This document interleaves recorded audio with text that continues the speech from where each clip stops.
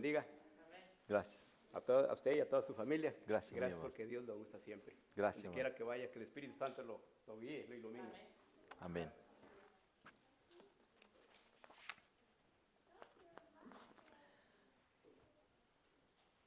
Miente quien dice que yo incendié Roma, fueron las palabras de Marciano ante Nerón. Si me matas por ser cristiano, bien lo haces. Y la prueba de ello es que en vez de odiarte, te perdono. Sí, soy cristiano, practico la doctrina de Jesús, muero en paz. Esas fueron las palabras que un día a más de 80,000 personas causaron temor.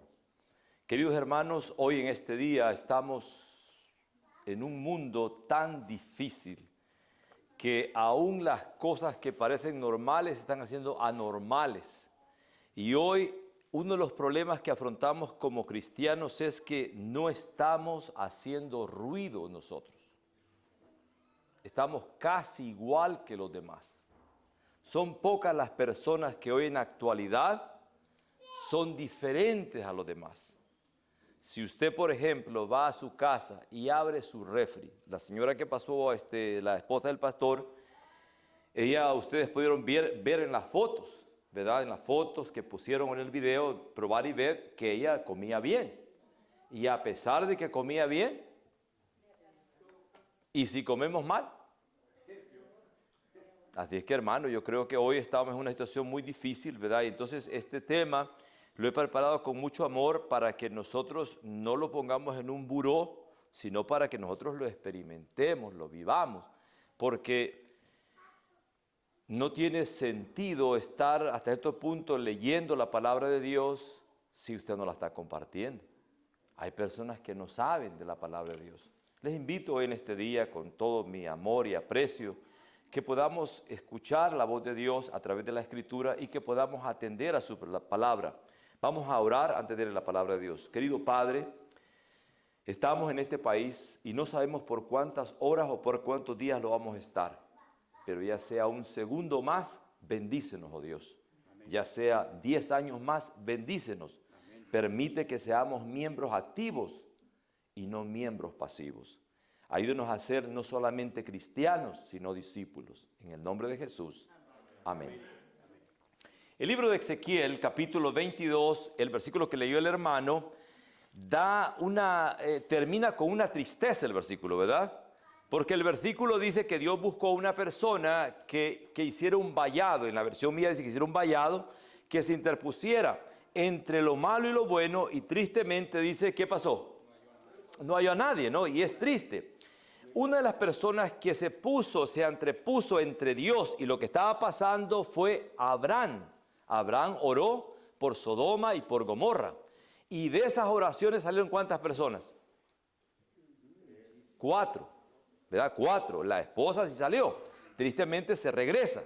Y de esas 3 personas, Dios permitió que naciera Ruth. Aunque lo que ellas hicieron pues fue bastante catastrófico, ¿verdad? Emborracharon al papá y después tuvieron sexo con el papá. Pero de esa tragedia salió Ruth. Vayamos al capítulo 22 del libro de Ezequiel y vamos a ver por qué Dios dice que no halló a esta persona. Mira lo que dice. Vamos a leerlo lo más rápido que podamos, porque aunque no hay reloj, el tiempo avanza. Oh, perdón, sí, gracias hermano, sí, lo busqué. Sí, gracias, las alturas.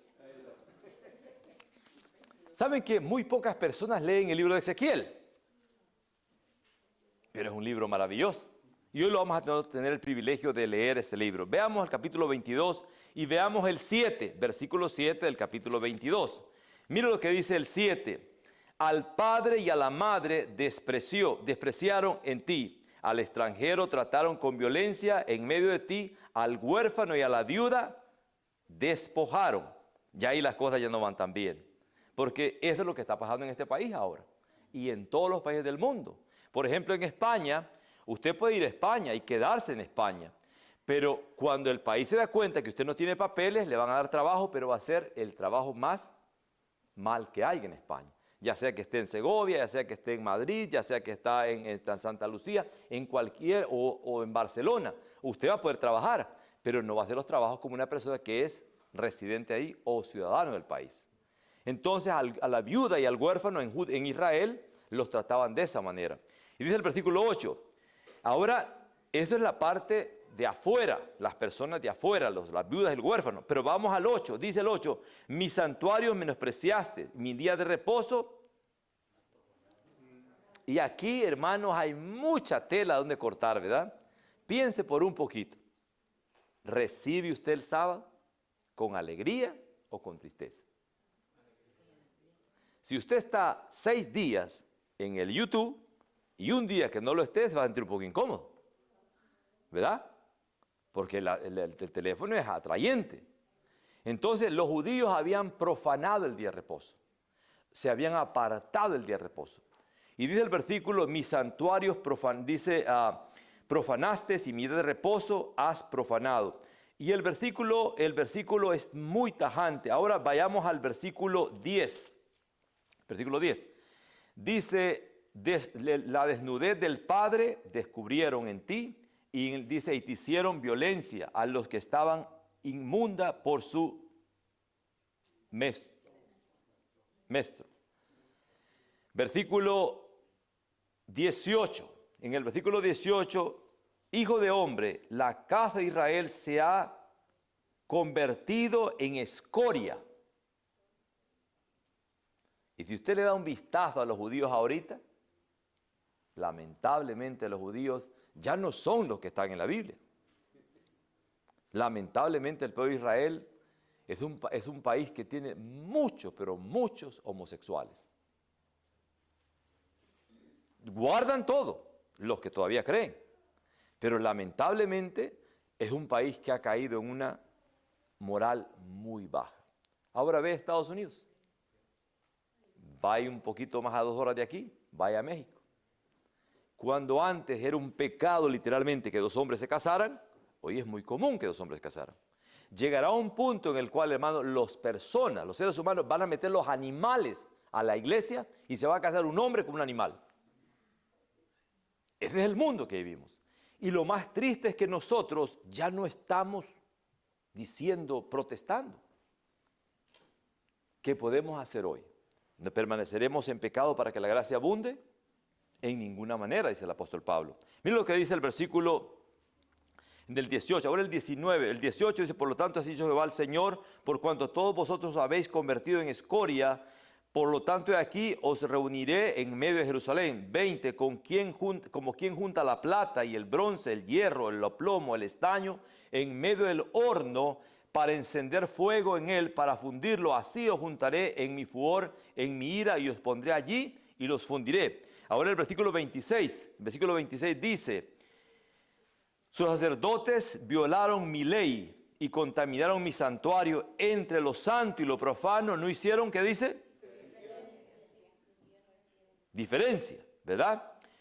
Distinguieron entre lo inmundo y lo limpio, y de mi día de reposo apartaron sus ojos, y he sido profanado en medio de ellos.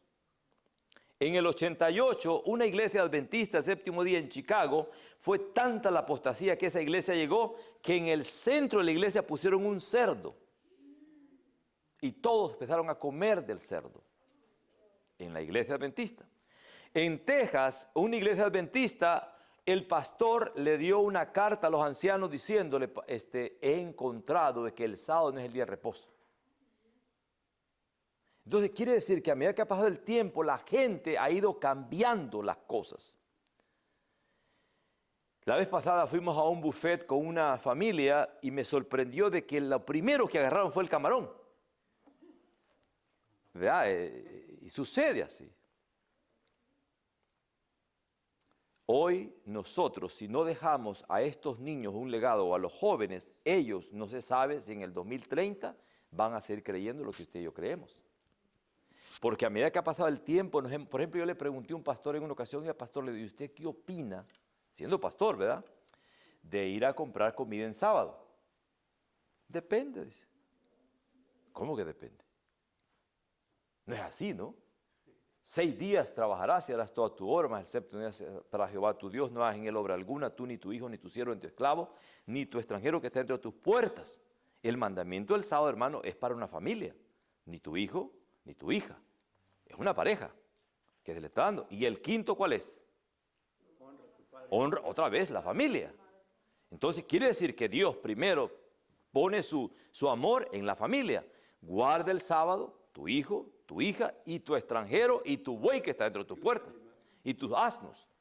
Entonces, con el cuadro del capítulo 22 surge el versículo 30 como una, podríamos decir, como algo que, como una cereza que se pone al pastel, pero que no sabe buena la cereza. Mira lo que dice el versículo el 29. El pueblo de la tierra usaba de la opresión, cometió robo, afligió al menesteroso, hacía violencia al extranjero y oprimía sin derecho. El versículo 30, busqué entre los hombres, dice que hubiese un hombre que pusiese un vallado, que se pusiera a orar por esta clase de situaciones. Dice, busqué entre los hombres que hiciese vallado y que pusiese en la brecha delante de mí, a favor de la tierra, para que yo no destruyese. ¿Y qué dice? Pero en este día vamos a decir los hombres, Dios, encuéntrame a mí. Yo quiero ser, y una hermana también, Señor, yo quiero ser una persona que ore, no porque el vecino se va al infierno, sino porque el vecino se convierta, ¿verdad?, de las tinieblas a la luz admirable de Dios. Hermano, Dios está buscando personas que podamos cambiar el transcurso de este mundo. Una hermana de la iglesia adventista, el séptimo día, en la ciudad de Carson, esta hermana aplicó, y no voy a, no sé, espero que no lo malentiendan. Ella aplicó para trabajar para la inmigración y ella pasó el examen, 99.9, o sea, casi 100%. Y dice la hermana que la inmigración la llamó y la inmigración le hace 13 preguntas antes de trabajar a usted para el departamento de inmigración. Y las 13 preguntas tiene que contestar que sí, no puede contestar que no, porque así trabajan ellos. Entonces dice que la hermana le preguntaron una de las preguntas, ¿puede usted trabajar 7 días a la semana, 24 horas al día? Y ella, ¿qué dijo? No puedo, dice. Entonces pasaron a la otra pregunta. Entonces cuando el panel regresó a la misma pregunta, ¿por qué? Y ella dijo, porque soy adventista del séptimo día y yo guardo el sábado. No puedo trabajar las 24 horas al día, número 1, porque no puedo trabajar el viernes en la noche, sino hasta el sábado puedo trabajar hasta que se oculte el sol. La hermana les predicó al panel de la inmigración. Entonces, la inmigración se quedó viendo la situación de la hermana porque también hay una bendición, ¿verdad? Que no se puede impedir a una persona por religión el trabajo. Esta petición, hermanos, llegó hasta la Corte Suprema. Y en la Corte Suprema de este país dio luz verde por el testimonio de la hermana de que si una persona adventista el séptimo día llega a aplicar para la inmigración y trabajar, le dan el día sábado. Porque una persona que fue diferente a las demás personas. Pero si la hermana hubiera dicho, pues no, sí, es un buen trabajo, hermanos. En apariencia, ¿verdad? Porque cada trabajo con policía es un buen trabajo, ser juez es un buen trabajo, me explico. Entonces, pero la señora dijo, no hago eso. ¿Qué haría usted? Pregunta, nosotros podemos ser la diferencia. Primera de Corintios, vamos al Nuevo Testamento, Primera de Corintios 16, capítulo 16 de Primera de Corintios, versículo 13 y 14. Miren lo que dice la palabra de Dios en Primera de Corintios 16, es el último capítulo del libro de Corintios. Dice el 13, velad, estar firmes en la fe, portaos, ¿qué dice? Varonilmente. Varonilmente, dice, ¿verdad? Y esforzaos, todas las cosas, hacedlas, que dice, con amor. La señora no puso en tela de juicio lo que ella creía, sino por amor, con amor, le dijo a las personas, a los jueces, señores, esto es lo que yo creo. Si me dan el trabajo, bueno, si no me lo dan, sigamos adelante. Eso es creer en Dios. Pero no es dudar de la palabra de Dios, hermanos. Si a usted le dicen que usted trabaja el sábado, usted tiene que decir, no puedo trabajar el sábado por esto y por esto y por esto y por esto. Y hasta ahora, gracias a Dios, hay libertad religiosa. Cuando la libertad religiosa se termine, aún así tenemos que decir, no puedo por esto y por esto y por esto. Porque en estado de conciencia, hermano, en la conciencia suya, nadie puede decirle que haga lo opuesto, porque es su conciencia. El apóstol Pablo le dice a los Corintios, señores, velad, estar firmes en la fe, portaos varonilmente. Y ven que el apóstol Pablo, tantas cosas que él sufrió, por amor a lo que él creía. Con Cristo estoy juntamente crucificado y ya no vivo yo, Gálatas 2:20, ¿verdad? Sino que Cristo vive en mí y lo que ahora vivo, el 21, lo que ahora vivo en la carne, lo vivo en el amor del Hijo de Dios. Hermanos, esa persona se paró en la brecha, se paró y dijo, esto es lo que yo creo. Y la pregunta es, ¿qué es lo que usted y yo creemos? Porque si nosotros dudamos de lo que creemos, el día de mañana vendrá que cuando venga la ley dominical, usted y yo, si no estamos bien con Dios, no vamos a ir ¿cómo? Con el enemigo. Vamos ahora al libro de Job, capítulo 1, versículo 1. Ya se acuerdan de ese versículo, imagino que la mayoría lo saben, pero para los que tal vez no lo sepan, Job, capítulo 1 y versículo 1. Atrás de Salmos se encuentra el libro de Job. Miren lo que dice este hombre único en la Biblia, ¿verdad? Dice Job capítulo 1, versículo 1, miren lo que dice la Sagrada Escritura. Dice, ¿cómo empieza? Un varón llamado Job. Imagínese una dama que esté soltera que le diga, ¿verdad?, que se case con un hombre así.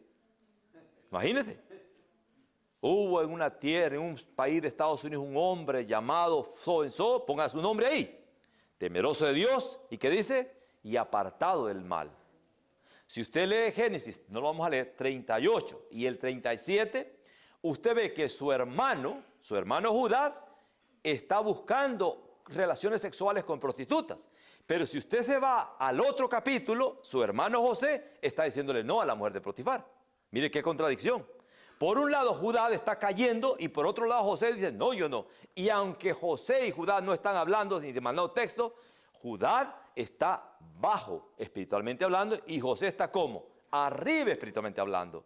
Porque le dijo José a la mujer de Potifar, todas las cosas que están aquí en esta casa las puedo tocar, excepto a tu persona.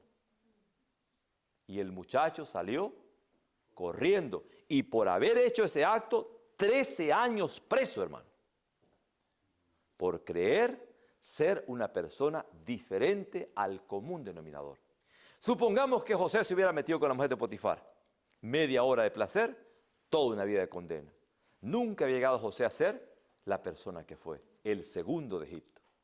Quiere decir, hermanos, que cuando una persona se pone de parte de Dios, Dios bendice a esa persona. Job dice, temeroso de Dios y apartado del mal. Y esas palabras Dios se las dijo ¿a quién? Al diablo. ¿No has considerado a mi siervo Job? Que no hay uno como él. Pregunta, ¿por qué Dios ahora no dice eso de nosotros? Ahí está la encrucijada. En el libro de Proverbios, más adelantito, capítulo 10, versículo 9, encontramos un versículo que nos puede nosotros ayudar a pensar diferente. Proverbios, capítulo 10, versículo 9. Miren lo que dice la Sagrada Escritura.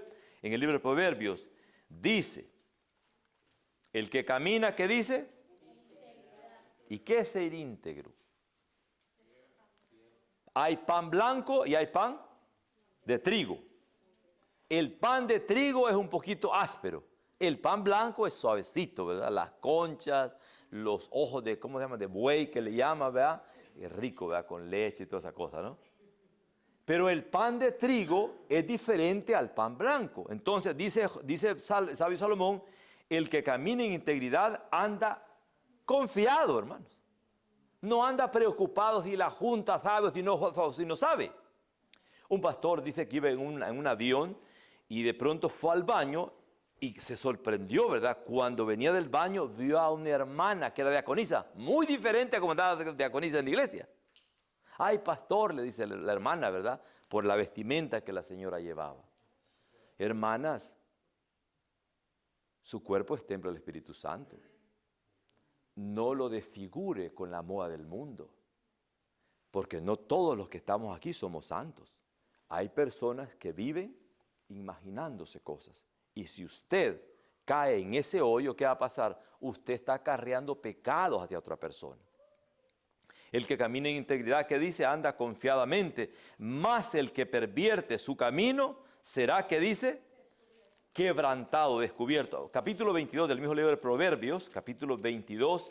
Estamos buscando, hermanos, dentro de este mensaje, una persona que sea diferente. El hermano que escribió se equivocó. El tema es una persona nueva, una persona diferente.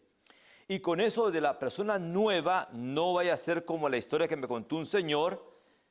Nuevo me refiero a que usted y yo cambiemos. Que si somos desordenados, seamos ordenados.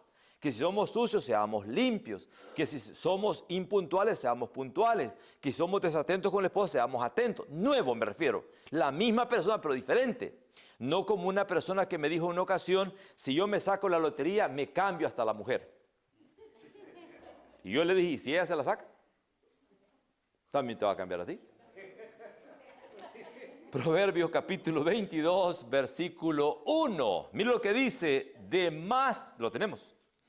De más estima es el buen nombre, ¿qué dice? Que las muchas riquezas, y la buena fama más que la plata y el oro.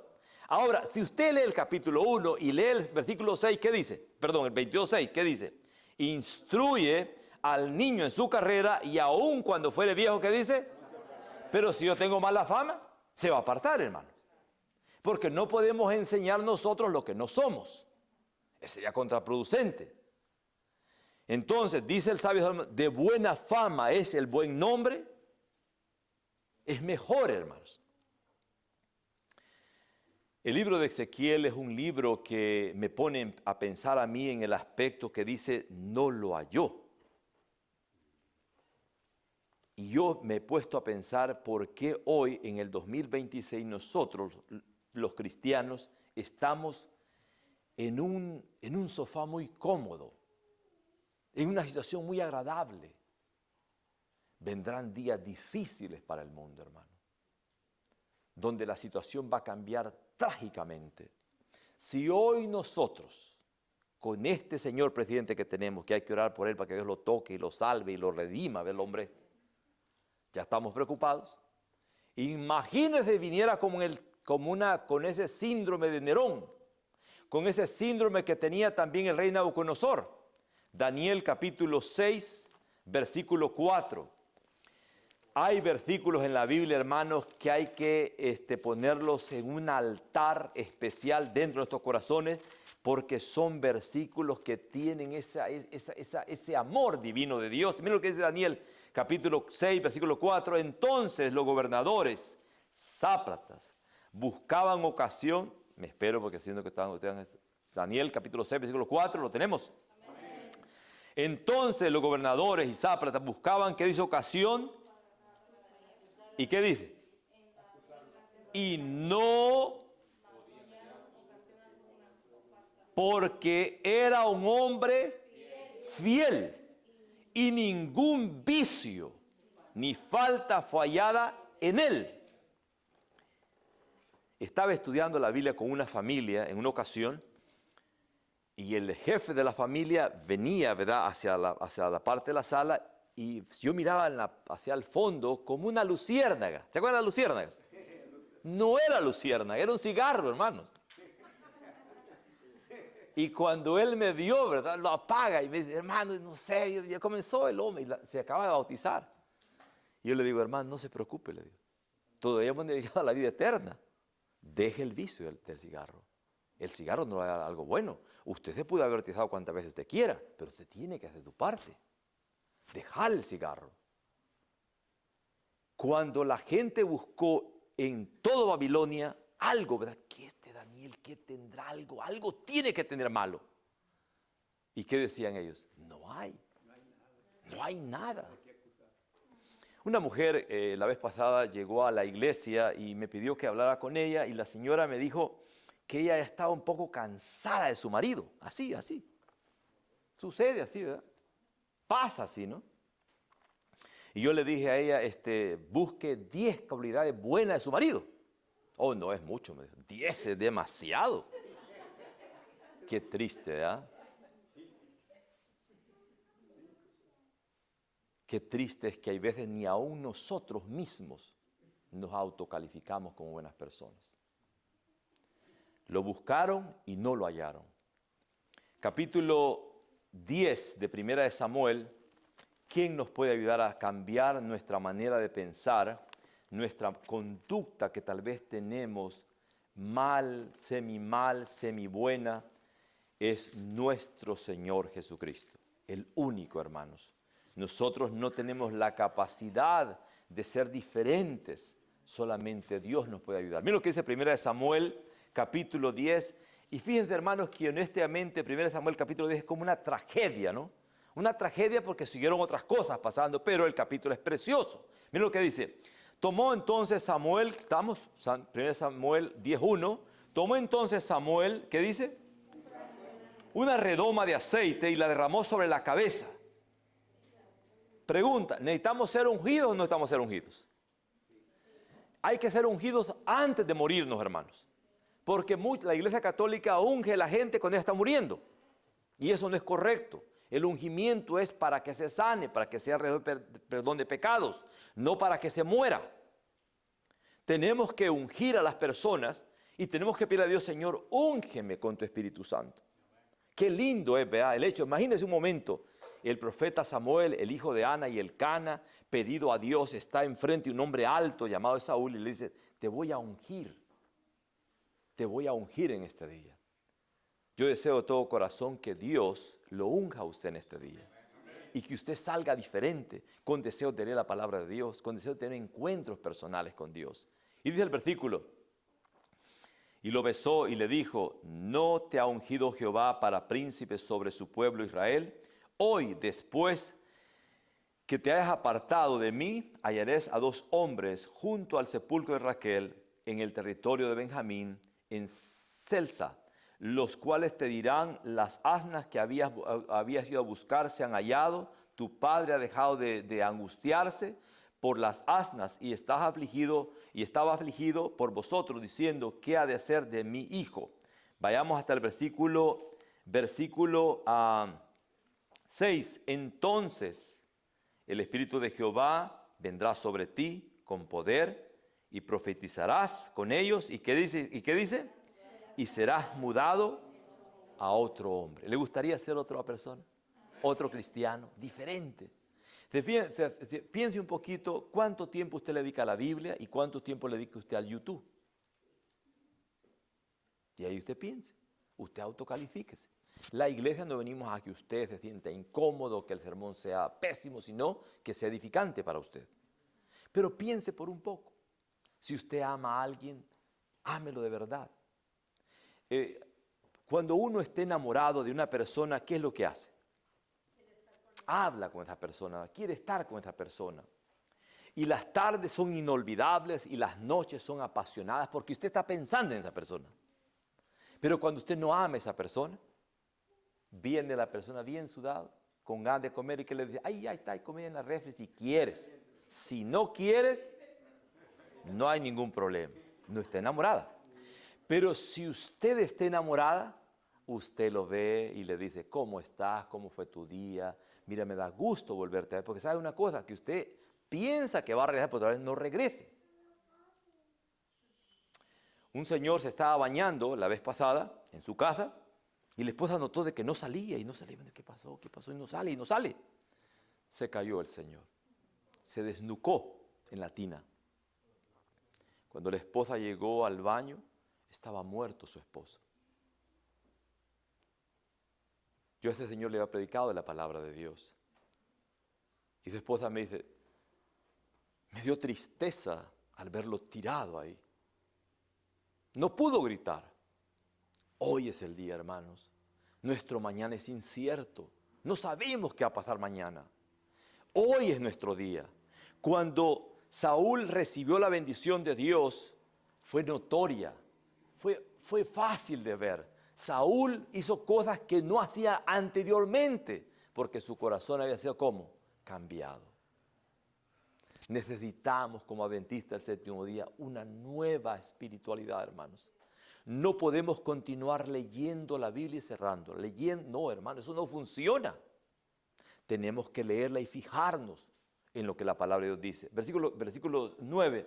Aconteció luego que al volver él la espalda para apartarse de Samuel, y le mudó Dios su corazón, y todas las señales acontecieron en aquel día. Pero miren lo que dice, regresémonos en el versículo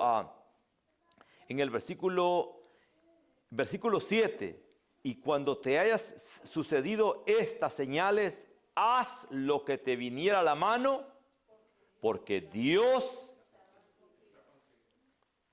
Y hay veces nosotros oramos por una uña enterrada y no pasa nada. Dios está contigo. El pastor Ernesto Asheman se murió y fuimos al entierro de él, fue el pastor que nos casó. Fuimos al entierro, habían 15 pastores ahí. Muy lindo el sepelio, pero estaba muerto. Había música, había flauta, había arpa, había muchas cosas. Y de repente a mí se me ocurre pensar y digo, ¿por qué a nadie se le ocurre decir resucite en el nombre de Jesús, verdad? Porque quedaríamos en vergüenza, hermanos. Porque nuestra fe no ha llegado a ese nivel. Nuestra espiritualidad a veces está así. Hay gente que depende del sol para vivir. Oh, está nublado, está triste el día. Está vivo, hermano, no olvides del sol.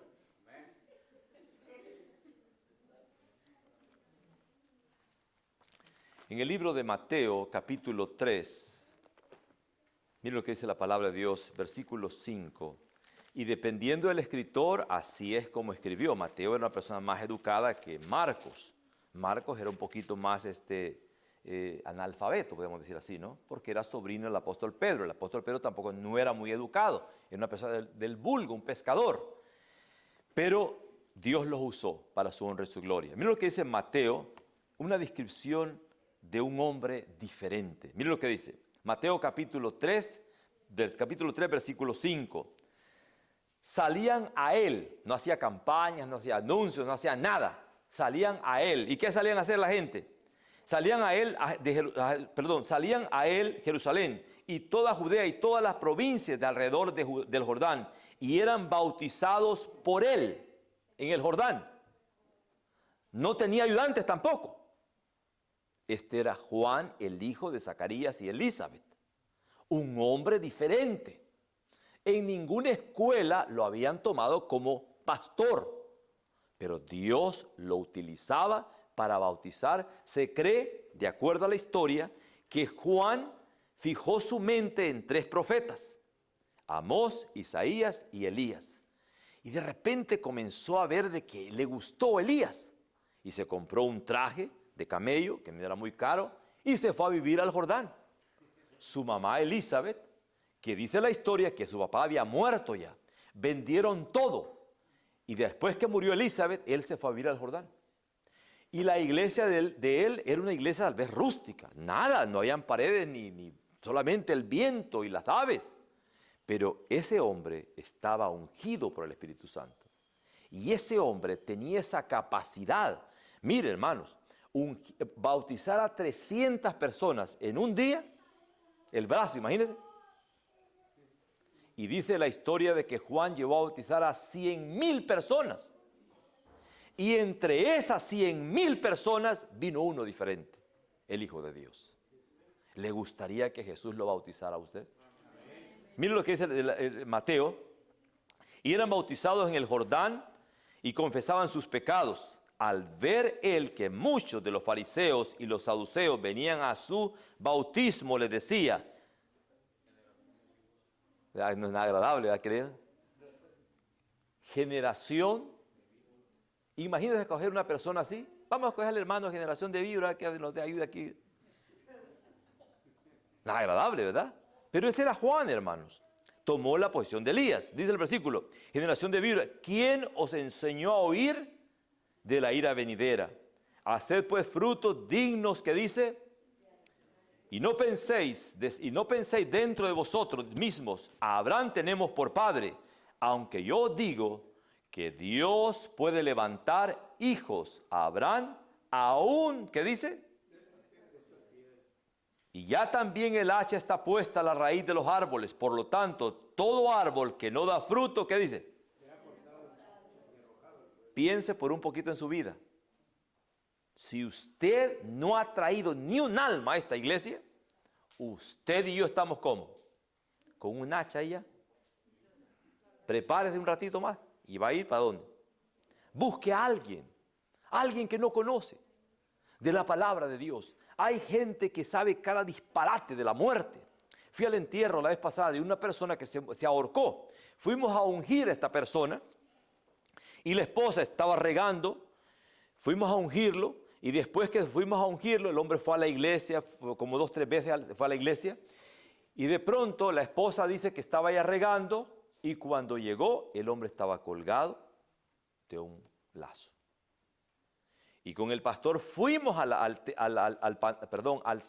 hospital, llegamos al hospital y todo el cuerpo del hombre temblaba, todo el cuerpo. Yo le pregunté al doctor, oiga, ¿y usted cree que este hombre se va a salvar? Y le dije, ¿por qué tiembla todo el cuerpo? Y el doctor me dijo, debido a que el cerebro se quedó sin oxígeno, no puede controlar los nervios. Se murió. Con el pastor le agarrábamos las piernas, orábamos con él, oramos con la esposa. Pero lo más irónico es que esta familia era como pentecostés o por ahí andaban eso. Y fuimos al panteón, al entierro, y el pastor que estaba predicando le dijo a la viuda, ni se preocupe, le dijo. Y este hombre está jugando fútbol en el cielo. Yo digo, o sea que hay que ahorcarse para jugar fútbol en el cielo. Cuando estaba cerca del pastor, le dije, oiga, le digo, ¿no cree que usted fue muy mentiroso al decirle que está jugando en el panteón, en el cielo? Hay que ayudarle, me dice. Antes de enterrarlo me pidieron que orara. En la oración le aventé algo al pastor, cristianamente hablando, ¿no? Dice el versículo, mira lo que dice, porque yo os digo que Dios puede levantar, ya lo leí, también el hacha está puesta, ¿dónde? A la raíz. Por lo tanto, todo árbol que no da, vamos a leerlo más cuidadosamente, mira lo que dice, todo árbol que no da fruto, buen fruto. Usted y yo podemos dar muchos frutos, pero si no es bueno, ¿no vamos a qué? ¿Y dónde vamos a ir? Entonces, ¿a qué cielo vamos a ir? A ningún cielo, hermano. Dice el versículo, es cortado y echado ¿dónde?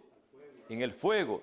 Yo a la verdad os he bautizado con agua para arrepentimiento, pero el que viene tras mí, cuyo calzado no soy digno de desatar, de llevar, es más poderoso que yo. Os bautizará en el Espíritu Santo y fuego. Su aventador, ¿alguien sabe lo que es un aventador? Es un gancho, imagínense un tenedor grande. Su aventador está ya en su mano, dice el versículo. Su aventador está en su mano y limpiará su era y recogerá su trigo en el grano y quemará la paja en el fuego que nunca se apagará. ¿Le gustaría estar ahí? Vea que no. Ser un hombre como Daniel requiere oración mañana, tarde y en la noche. Ser una persona como Esaúl requiere ser ungido del Espíritu Santo. Ser un hombre como Job requiere tener ese temor de Dios. Esa vehemencia de creer en un Dios que a pesar de lo que a Job le pasó, Job se mantuvo de parte de lo que él creía. En el capítulo 42 del libro de Job, mira lo que dice la palabra de Dios.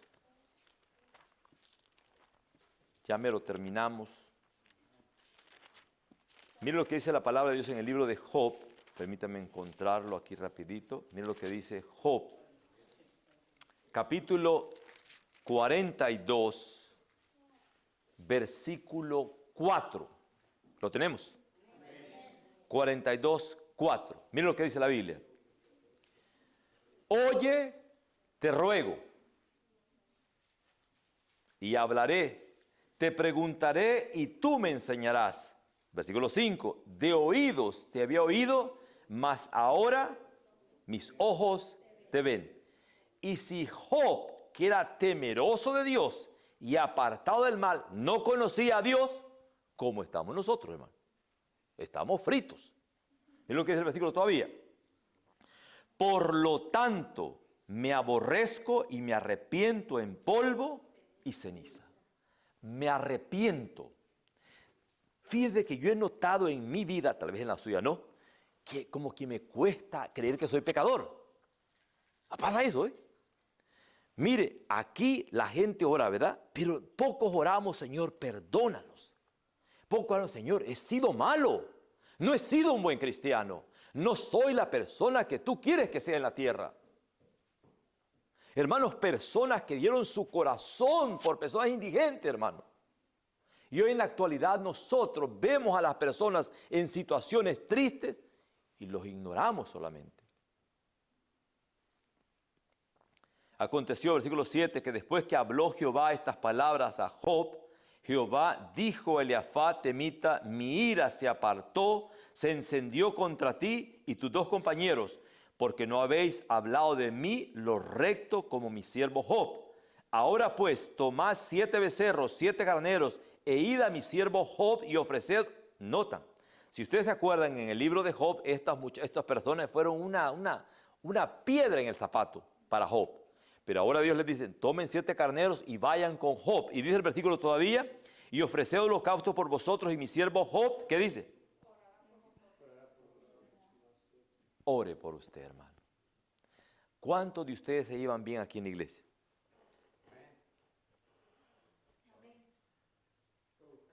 Como que hay, ¿verdad? Si esto fuera lotería, nadie se la saca. Todos tenemos que llevarlo bien, hermano. Esa es la verdad, hermano. Si usted por X cosa no le dan el cargo que usted quería, alabado sea Dios, hermano. Pero siga viniendo a la iglesia. Siga estudiando la palabra de Dios. Siga orando, porque Dios no es un Dios de cargos, hermano, sino un Dios de principios. Y Dios le va a dar al final un cargo. ¿Qué prefiere, la vida eterna o un cargo? La vida eterna, y que se queden los cargos de Jesús. Si los baños siempre van a estar aquí. La vida eterna es más importante que cualquier otro cargo. Cuando Job oró por estas personas, se desvació, hermano. Porque es bien difícil orar por una persona que lo odia a usted. Estas personas no eran, yo hubiera orado como los hebedeos, que descienda a fuego del cielo, los consuma a estos, de un solo. Pero Job oró diferente. Miren lo que dice el versículo. Oraba Job por vosotros porque de cierto a él atenderé para no tratarlos afrentadamente por cuanto no habéis hablado de mí con rectitud como mi siervo Job. Versículo 10. Y quitó Jehová la aflicción de Job cuando él hubo orado por sus amigos y aumentó el doble todas las cosas que le habían sido de Job. Haga una lista de todas las personas que usted quiera orar. Porque venimos a la iglesia y hay veces no oramos los unos por los otros entre semana. Hay veces no oramos por el maestro, no oramos por el pastor, por su esposa, por sus hijos, por su suegra, por su suegro, por todos ellos. Orar por otros va a hacer que su oración sea más larga. Orar por usted mismo, usted va a orar por usted más lo mismo. Señor, ayúdame en el dolor de muela que tengo, ayúdame en estas cosas que tengo, que la cabeza ya no la... Hermanos, son oraciones muy triviales. Ore por el Espíritu Santo. Señor, ayúdame a encontrar una persona para que yo le hable tu palabra en este día. La vez pasada me encontré con una persona en la lavandería y me decía que él había abandonado la iglesia porque Dios no le había contestado una oración. De veras, le dije. Usted es más mentiroso que mandado a hacer, le dije. Al Señor, enfrente, así se lo dije. ¿Por qué? Me dice. ¿Usted tiene 3 hijas? Sí. ¿Y todas las oraciones ustedes las contesta a ella? ¿Verdad que no? Le digo. Una excusa muy barata, oiga. ¿Cómo va a dejar usted a Dios por una oración que no le... Oiga, yo tengo desde 50 años orando por mi mamá y no se ha curado. Pero sigo orando por ella. No hay que tomar excusas baratas para alejar a nuestro Padre Celestial. Dice la palabra de Dios que vendrán días, hermanos, muy difíciles. Primera de Timoteo, con eso terminamos, creo. Primera de Timoteo capítulo 6. Un hombre diferente se va a marcar por su actitud hacia los demás y por su manera de pensar hacia su prójimo. Primera de Timoteo, capítulo 6, versículo del 11 al 14. Miren lo que dice Primera de Timoteo, capítulo 6, 11.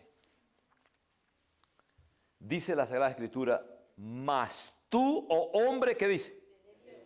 ¿De qué es usted? De Dios. Un hombre cristiano, un hombre diferente, huye de estas cosas y sigue la justicia, la piedad, la fe, el amor, ¿qué más? La paciencia, la mansedumbre. Versículo 12, pelea la buena batalla. Hermanos, peleemos la buena batalla. Cuando a Martín Lutero se dio cuenta que las indulgencias lo único que hacían era engrandecer la Iglesia Católica, Martín Lutero dijo, no señores, el asunto no va por ese lado. El hombre es justificado delante de Dios sin el dinero. Y cuando Martín Lutero subió las escalinatas, él las subió caminando, porque según la tradición católica era, por cada grada que yo subía de rodillas, Dios me perdonaba 50 pecados. Y de esa manera la iglesia se fue engrandeciendo. La Basílica de San Pedro fue hecha por las indulgencias, hermano. Los papas se hicieron ricos, pero cuando Martín Lutero pegó las 95 tesis de la justificación por la fe, el mundo cambió. Por eso nosotros tenemos la justificación por la fe. Por una persona que su papá quería que fuera abogado, pero Dios quiso que fuera como sacerdote. Queridos hermanos, Dios le dice al apóstol Pablo, a un joven, pelea la buena batalla. Su vida eterna es la mejor batalla que usted puede pelear. No pelee con el vecino, ese vecino de todos modos se va a morir. Pelee la buena batalla. Su vida eterna. Peleemos nuestra salvación. Peleemos, hermanos, porque Cristo viene pronto. Pelea la buena batalla de la fe. Echa mano de la vida eterna, a la cual asimismo fuiste como llamado, hermano.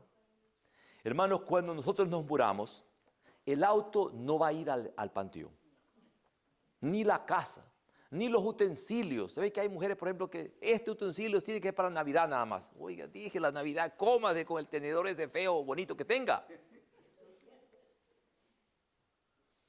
Me acuerdo que el abuelo se ponía la misma ropa siempre. Y cuando se murió ahí quedó un montón de ropa. Mira, y cuando la agarramos ya toda deshecha. La polilla se la había comido. Use el vestido ese bueno, úsele de todos modos para trapear, barrer, de todos modos, si usted se va a morir. Pelee la buena batalla. Habiendo hecho buena profesión delante de muchos testigos. La hermana Julia le dijeron, hermana, ¿dónde quiere usted morirse? ¿En el hospital o en su casa? Y dijo la señora, en mi casa.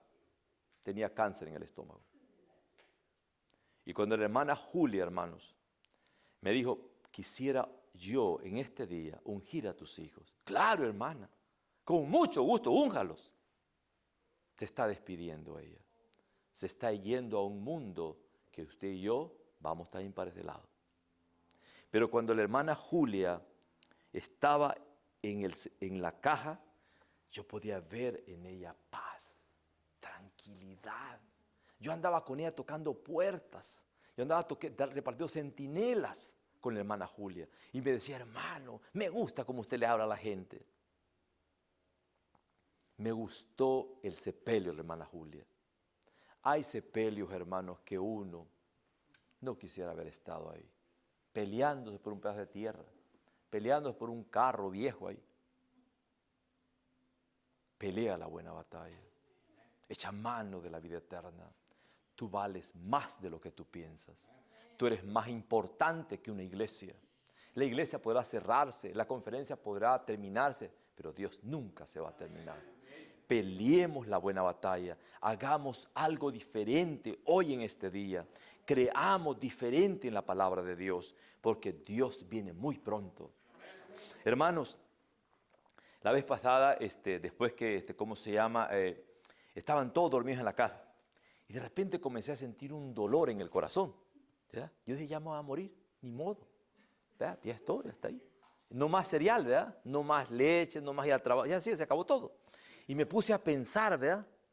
ella estaba dormida, mis dos hijos dormidos. Dije, bueno, ni cuenta se van a dar de que ya me morí. Pero me puse a leer los salmos. Leí el Salmo 1, bienaventurado el varón que no dio consejo de malo. Leí el Salmo 27, leí el Salmo 91, el Salmo 23. Me puse leyendo. Hermano, he dormido como usted no tiene idea. Y yo pensé que me iba a morir. Otro día, cuando me levanté, dije, ven y me morí. Queridos hermanos, cuando usted y yo nos muramos, lo único que usted se va a llevar es lo que usted aprendió de este libro.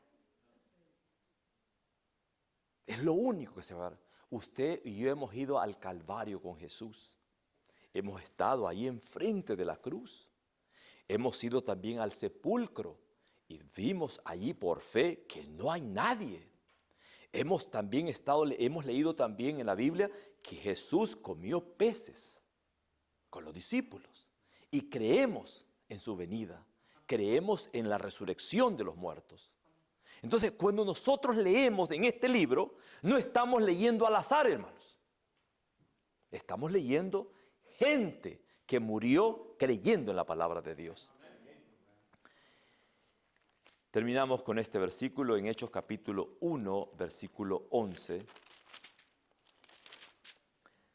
Dice Hechos 1:11. Vamos a leer desde el 10. Y estando ellos con los ojos, aquí viene la clave. Estando ellos con los ojos, ¿qué dice? Puestos en el cielo. ¿Dónde tiene que estar nuestra fe, hermanos? En el cielo. No tenemos que nosotros estar pensando en los demás, sino en Cristo Jesús. Dice, y estando ellos con los ojos puestos al cielo. Imagínense, hermano, 11 personas o 120 fijándose al cielo. ¿Quién nos iba a fijar al cielo, hermano? Si se ha ido el Hijo de Dios, el caudillo, el amor genuino, auténtico. Nadie en Israel había caminado con tanta vehemencia como Cristo Jesús. Nadie había hecho un milagro como los que él hacía. Caminar en el agua, alimentar a 5,000 personas.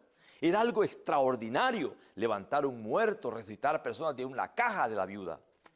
Ese es Jesús. Y ahora están los discípulos viéndolo. ¿Y cuándo va a venir? Porque cuando usted, hermanos, alguien ha ido a traer a alguien al aeropuerto por casualidad, alguien que usted ama. Y cuando usted ve allí, ¿verdad? En la pantalla, el vuelo se ha retrasado por esto y por esto, uno se pone a pensar. Si usted lleva flores, se van a hacer un poco marchitas. Y si usted está estacionado mal, vaya a mover el carro, porque le van a dar ticket, porque el vuelo dice que se va a tardar. Jesús parece que se está tardando, pero Él va a venir. Cristo va a venir, hermano. Eso está garantizado. Miren lo que dice el versículo. Entre tanto que se iba, he aquí se pusieron junto a ellos 2 varones con vestiduras blancas, los cuales también le dijeron, varones galileos, ¿por qué estáis mirando al cielo? Este mismo Jesús. Ahora la pregunta, ¿cómo sabían el nombre? Porque son seres espirituales que conocen al Redentor, hermano. Por eso a veces yo me preocupo de todas esas cosas que han inventado, que se le apareció a fulano, a mengano, puro cuento. Esto es real, esto es vivo, esto es auténtico, esto es veraz, hermano. Miren lo que dice la palabra de Dios. Este mismo Jesús que ha sido tomado de vosotros al cielo, así vendrá como le habéis visto ir al cielo. Yo le pregunto, ¿valdrá la pena continuar con el mismo cristianismo del 2024? ¿O el del 25? No, hermano. Tenemos que ser cristianos diferentes, hermano. No podemos continuar siendo las mismas personas, porque Cristo viene muy pronto.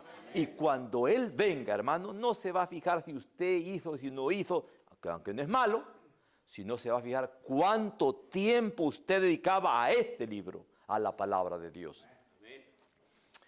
Termino con esta corta y larga historia. Después ustedes la ven. Nomás le hago un pedacito nada más.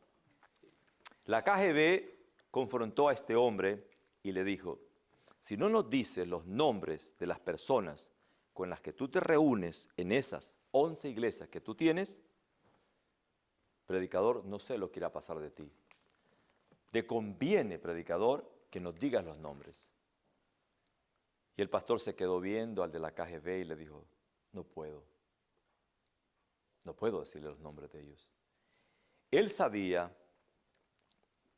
Nicolás Panchuk sabía, de que si él le decía los nombres, al de la KGB, todos los hermanos de la iglesia iban a morir.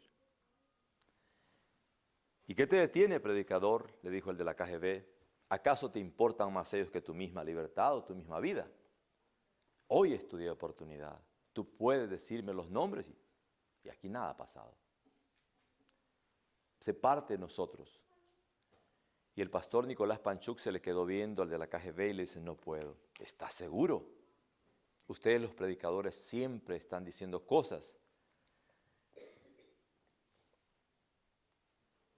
Está bien, si no quieres hablar, ahí está en ti. Pero hay una sentencia para ti. Vete, predicador.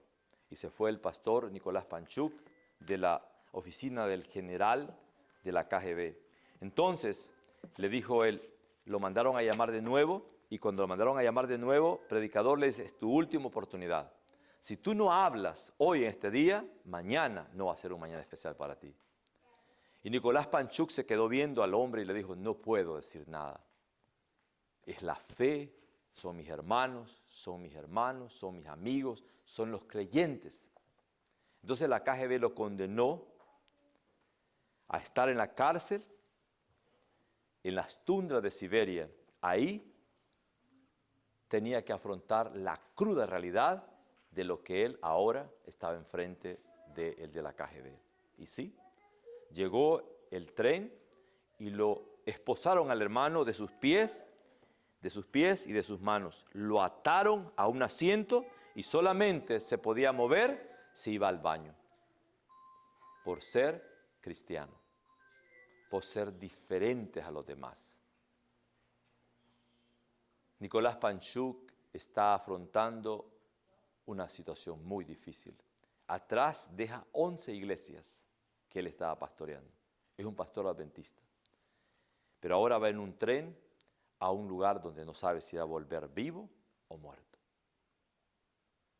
Pero él siente que es la voluntad de Dios y se mantiene firme en lo que cree.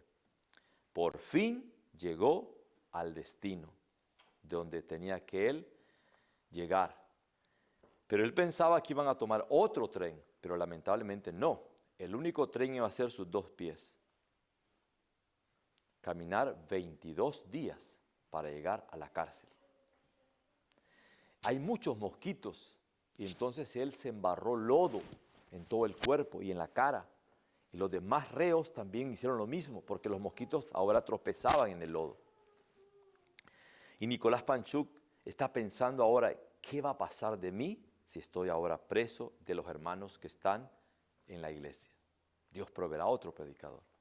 Pero ahora él va ahí caminando y caminando hasta que por fin llegaron a la tundra de Siberia.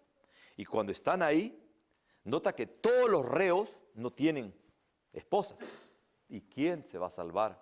Si el único pueblo que hay está a 500 millas.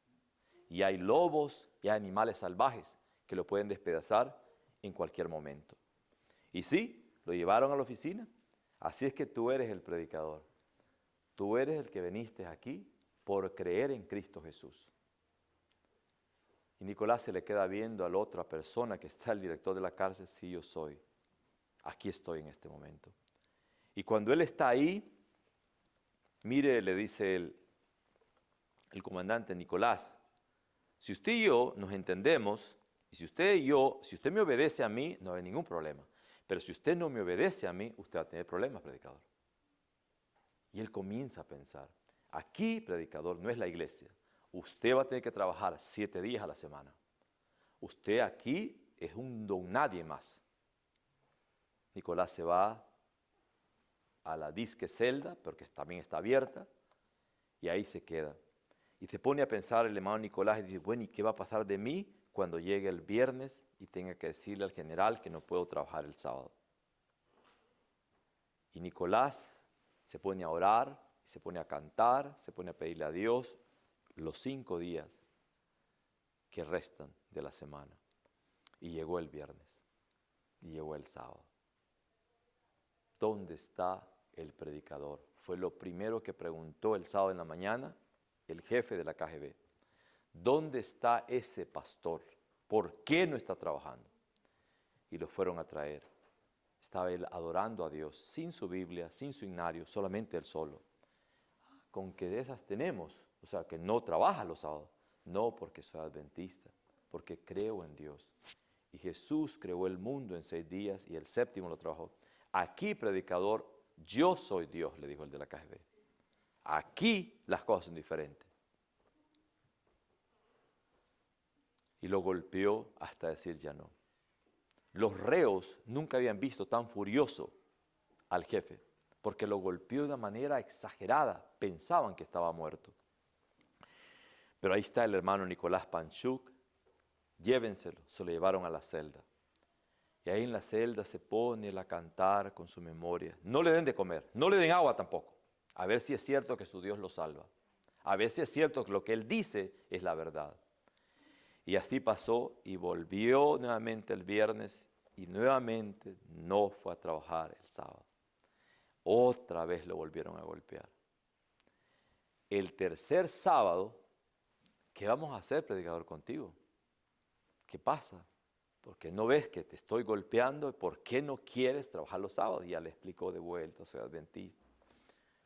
Entonces había una caja pequeña en la celda, más o menos así, y ahí lo metieron a él. No le den nada de comer. 11 días, hermano.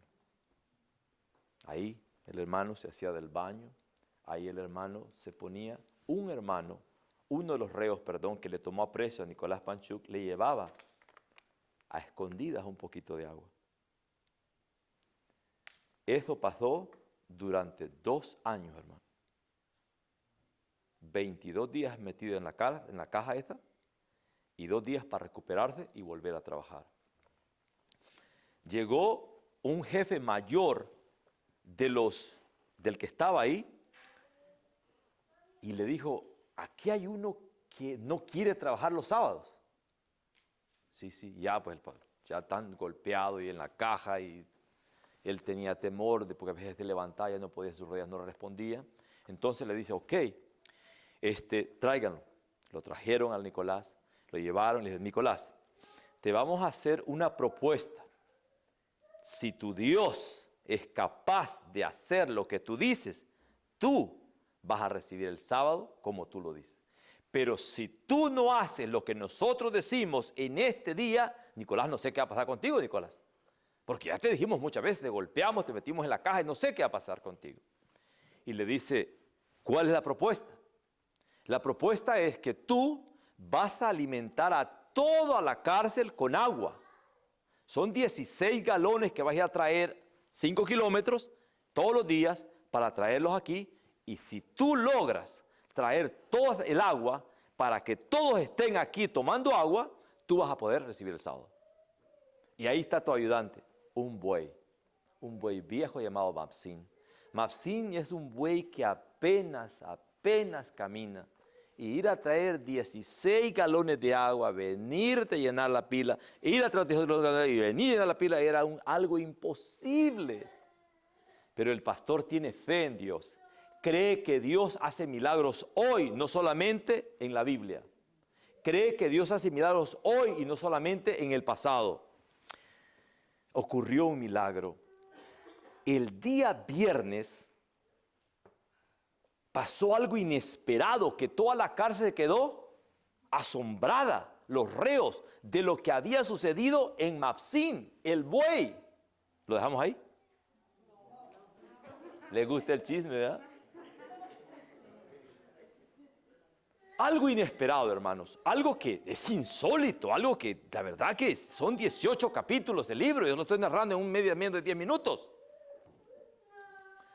Y le dice, de alguna manera u otra, hermanos, Dios le metió al buey una energía exagerada el día viernes. Y todos notaban que el buey corría hacia el río y traía el agua, y corría hacia el río y traía el agua, y corría al río y traía el agua. Y todos decían, pues, ¿de dónde este buey sacó energía? El buey adventista, así se llama el libro. El buey adventista. ¿Sí? Llegó los 16 más 16, 32 galones de agua fueron traídos por un buey que sabe quién es Dios. Por un animal, hermanos. Y Dios respaldó la fe de una persona diferente, que no era del montón. Mapsin y Nicolás Panchuk recibieron el sábado juntos. Porque creyó en Dios. Queridos hermanos, vivimos días muy difíciles. El promedio de personas que lee la Biblia hoy son 5 minutos a la semana. Usted multiplica 5 por 52, usted está leyendo casi 1 hora o 2 horas al año la Biblia. ¿Cuántos han hecho el año bíblico aquí? ¿Y los demás? No esperemos que llueva, hermano, ya llovió. No esperemos que tiemble, ya tembló. Hagámoslo hoy. Hagamos de nuestra vida cristiana algo diferente. Después se le dio la libertad a Nicolás Panchuk. Y cuando llegó el otro reo a la cárcel, quiso hacer que el buey trabajara. ¿Y qué dijo el capitán? Ese buey no trabaja en sábado en que lo golpees, lo azotes, lo escupas, lo que usted quiera. Porque el buey se convirtió de ser un animal rústico a ser un animal que guardaba el día del Señor. Amén. Que Dios nos bendiga. Amén. Nos ponemos de pie, hermanos, para cantar Prefiero a mi